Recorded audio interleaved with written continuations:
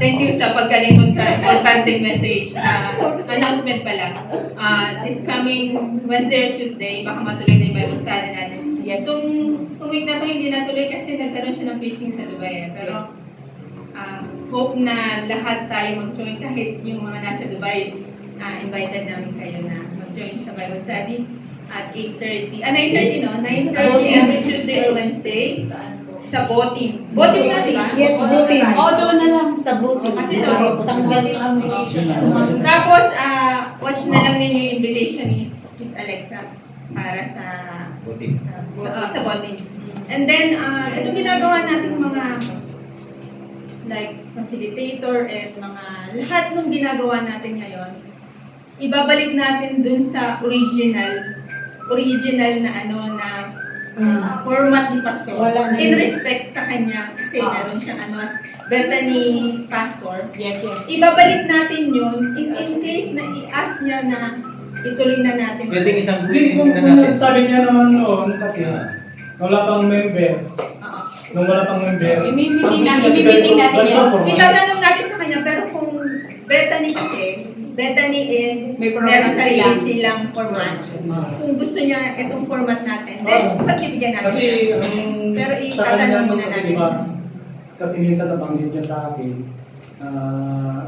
ang kwan lang niya, talagang ang kwan niya mag-preach lang sana. Okay. Sabi niya may ganyan, may opening, gusto may niya yung may since na wala pang may kwan, ganito. no? Gusto niya Sige, kung hingin niya yon, Kaya- bilang Kaya may special. Kaya bago siya nagpatayo, kaya nagtayo din ng, di ba, may Okay. mga usher, may mga ministry, ganun ang kwan. Kasi itong format natin na to is very born again Christian Baptist and parehas lang naman yung niyan. Pero kung Pero makakaganda sa church, ganun, tulong-tulong pa rin tayo. And then, thank you so much sa ating lahat na nakitulong while wala ang ating mahal na pastor. Hindi natin kakalimutan siyempre yung mga effort ninyo. And thank you all for yung buong pusong willingness na makatulong. Especially music ministry na dati wala naman, meron na ngayon. Matutuwa nga ang pastor niyan. And yung ating magagaling na mga menspero. Grabe, hindi ko maisip na ganun na kayo ngayon.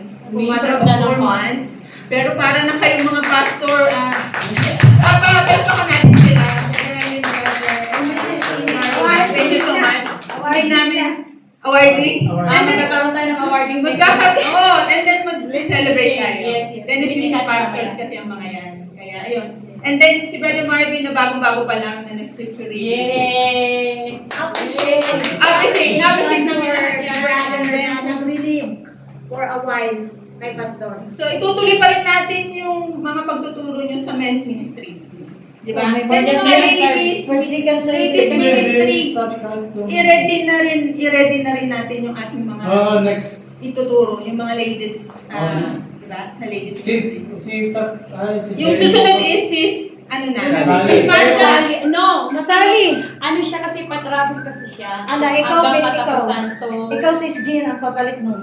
Baka kung okay lang ako kasi yung yung work ko, di ba? Pag nandito na siya, no? Sister Sally ba, Sister Amor? Sister Amor, oo.